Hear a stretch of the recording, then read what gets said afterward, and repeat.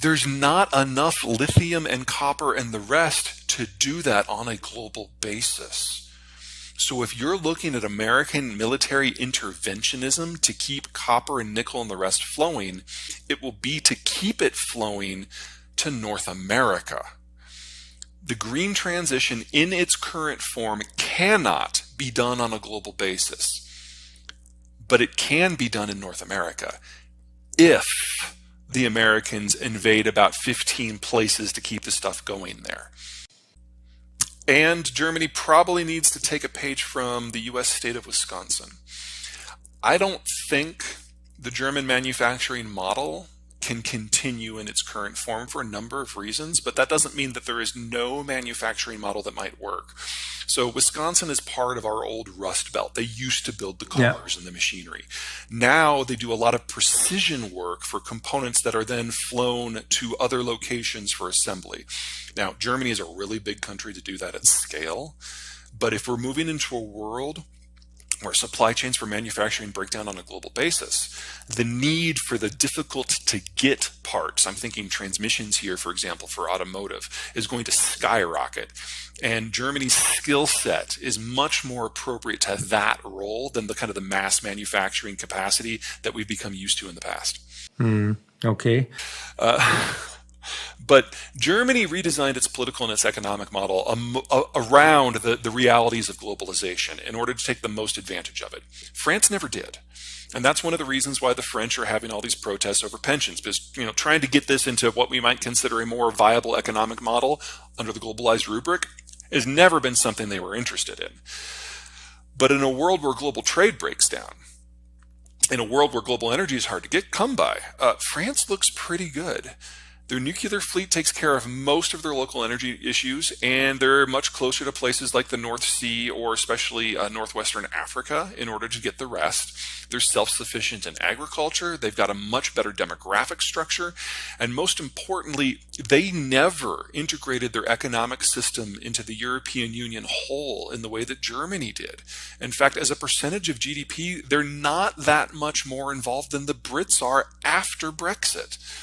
So they don't have nearly as painful of an adjustment to make, and a lot of the things that the Germans and everyone else is going to have to do, the French just consider this a normal operation.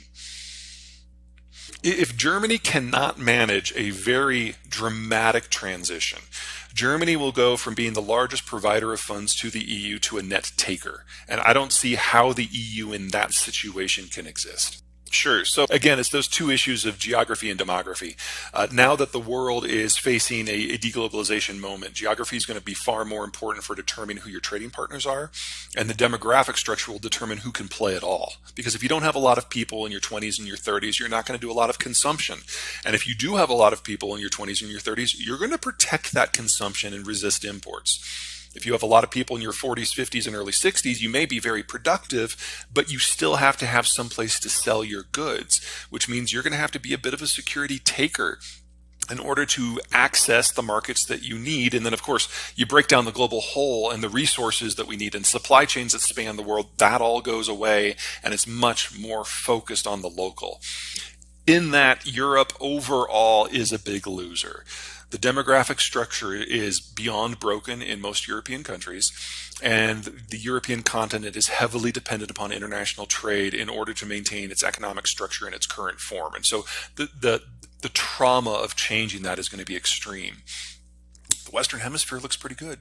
It's a net exporter of energy, net exporter of food, and it's in the process of doubling the size of the local industrial plant in preparation for what's going down in Germany and China right now. East Asia, it's like the only part of the world with a worse demographic structure than Europe, and the only part of the world that is more trade dependent than Europe. And so that is a place where these breakdowns get very real and very fast and very loud. Start by saying that what China has achieved since the year 2000 really is impressive. Yeah. They have increased their GDP by a factor of 4 to 5 based on who's doing the math. Now, we all have heard the stories of Chinese statistics and how they're questionable, but let's assume that that 4 to 5 factor is off by 20 or 30%. That's still a really good growth story. Yeah. But it was a one-way trip. Two problems here. Number one, it was not paid for with trade or with consumption. It was paid for with debt. And China's debt today, compared to where it was in the year 2000, is 34 times what it was. So yes, their economy may be increased by a factor of 5, but their debt is increased by a factor of 34. To put this in European terms, imagine Greece if Greece had spent 5 times as much. That's China. That's not sustainable. And that is the story of Chinese economic development. It's not exports, it's debt. So that's kind of piece one. Piece two, they, like Germany, had a moment in time. One of the reasons that the German economy has done so well, especially since 1990, is the birth rate fell out back in the 70s. And so by the time you got to 1990, you had a lot of people who were 20 and older and very few children.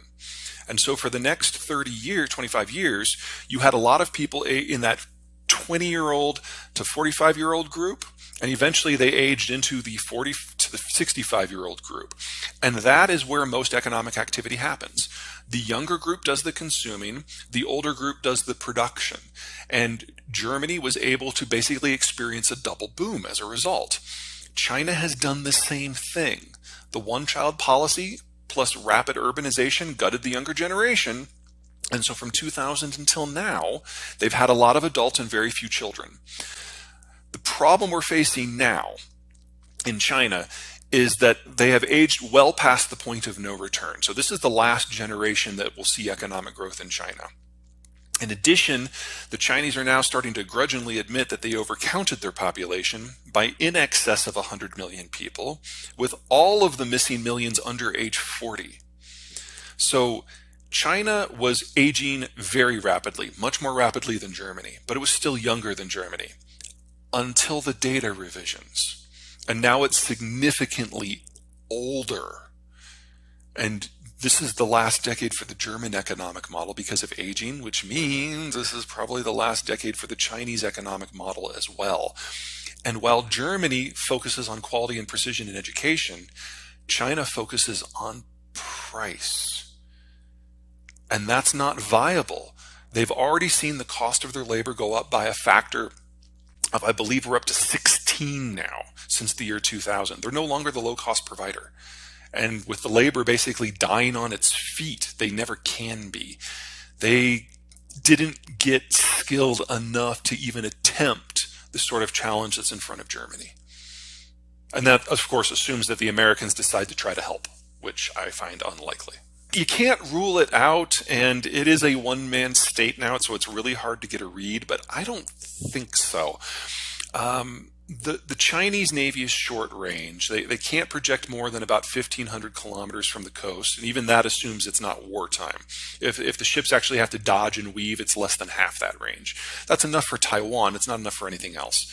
And if there was a military conflict, a number of countries with naval assets, the Philippines, Vietnam, India, Australia, the United States, would it be able to shut off the trade and energy arteries that allow China to be a modern industrialized power, with electricity? So shutting China down in a war scenario is really easy. And Xi knew all this a few years ago. Yeah. But in the last few years, he has so purged the system that no one's telling him anything. So it's entirely possible that he's now believing the propaganda that a Taiwan war could be encapsulated, that no one will intervene, that it'll be easy, and that the rest of the world will just suck it up and move on. Our experience with Ukraine is that none of that is true, but it is possible in a propaganda world that maybe he does believe it. I find it unlikely that he has descended into idiotic narcissism with that speed.